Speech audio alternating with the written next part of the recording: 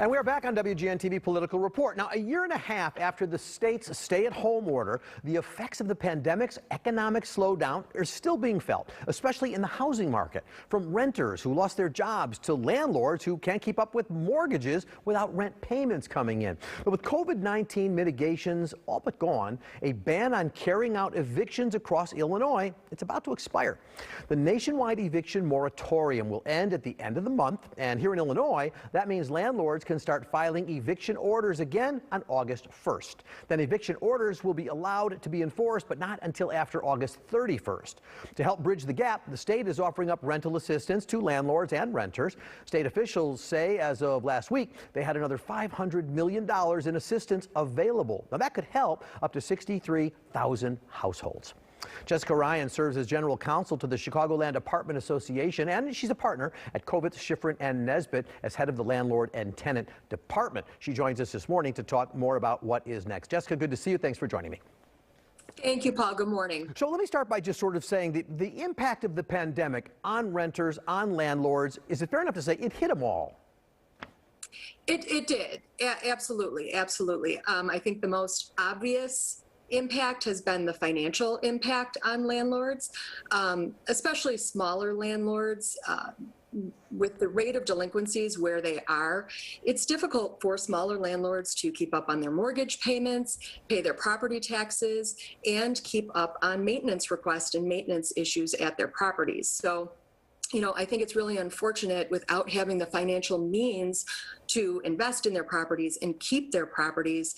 It is concerning that there could be an industry-wide challenge in meeting the affordable housing requirements, and not only on the landlords, but this could be an impact industry-wide for the rental housing market. Well, can you clarify, as we kind of come out of this at this point, what is the impact on the housing market in the Chicago area? I mean, are there more places because people haven't paid their rent? Are there fewer places because they've gotten the assistance and they're going to make up for it? What do you see in the Chicago housing market?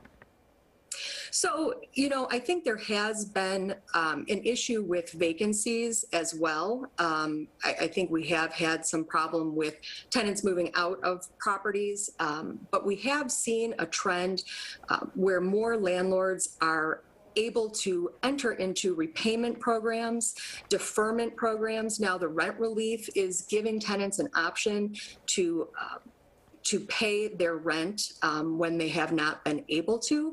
So, I think these rental payment programs are great. They're really, really a positive step in reducing the number of delinquencies and keeping tenants in their homes. Organizations like the Chicagoland Apartment Association have really been working hard with the housing advocates to encourage members and promote these programs among their members, and in turn, encourage their members to get tenants to sign up, because right now it is tenant initiated with the rent relief program. So we really need tenants to get out there and start putting their applications in. And just in case there are tenants who are a little nervous that, again, they haven't paid their rent for a while, is it true there's an obligation requirement on the part of landlords that they have to show proof to the court before they can evict on these reasons of non-payment, that they've made like at least 2 months of efforts to try and resolve it? So there's actually two aspects of that, Paul. The first is that in order for the sheriff to actually act on an eviction order and perform an eviction, the landlord will have to submit a certification to the sheriff that they are not accepting rent relief, because the sheriff is prohibited from executing any evictions in cases where the landlord has accepted rent relief. In Chicago, the city actually has an ordinance that will continue for 60 days after the governor's order lifts on August 31st is what his press release indicated. And so for 60 days after that, landlords will still have an obligation, after serving a 5-day notice, which is a termination notice for non-payment, to enter into some type of negotiations for repayment.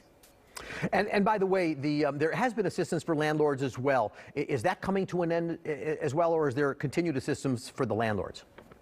So it's actually the same pot of rent relief funds. And the first phase of the rollout was landlord initiated. So landlords were able to start the application process, submit all of the documentation that was required of the landlords. And then once that was processed, an email was then sent from the state to the tenant for the tenant to submit their applications. That has ended, and now it is tenant initiated. So we have to rely on those tenants to get out there. And I'm sure they will. I also there's been an interesting sort of situation because while people can't get evicted because of non-paying of rent, makes total sense. But as you pointed out to me in our conversations, the problem for some landlords are there are other people who might want to evict for other reasons. It could be minor drug use, it could be smoking, it could be other kinds of conduct. They haven't been able to do anything about that. Yeah, that's correct. And I think this is an issue that really isn't talked about enough. So until June 26th of 2021, when the governor enacted some changes, for 14 months prior, there was a ban on any conduct eviction. So we're talking about evictions for lease violations other than non-payment. The only types of evictions for conduct we could file or serve termination notices on were if the tenant's conduct was a direct threat to the health and safety of other residents or a severe and immediate risk to property. And so a lot of problems around the property caused by tenants, like smoking violations, partying, excessive noise, landlords really could not take any action on those at all. And it created, unfortunately, a really hostile, intolerable living environment for the other tenants who just wanted to live peaceably in their units. It goes to show that it's a little more complicated than people sometimes think it is. There's lots of factors to this, but we're keeping our eyes open to help tenants and landlords. Thank you for the work you do, certainly on behalf of the landlords. Appreciate that. Jessica Ryan, partner with Kovach, Schifrin, and Nesbitt. Thank you so much. Appreciate your time.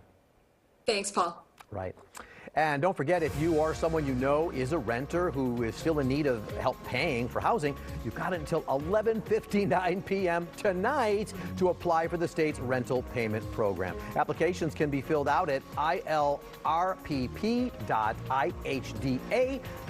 You see it on your screen. Again, those have to be completed before midnight tonight. The governor says there will be more rounds of assistance coming up, as well as another fund that will provide mortgage assistance in the months ahead. You can find out if you're eligible at IllinoisRentalAssistance.org. Still to come on WGN TV Political Report, misinformation about COVID-19 spreading faster than the virus itself, really. What officials in Washington are hoping will help. That's up next.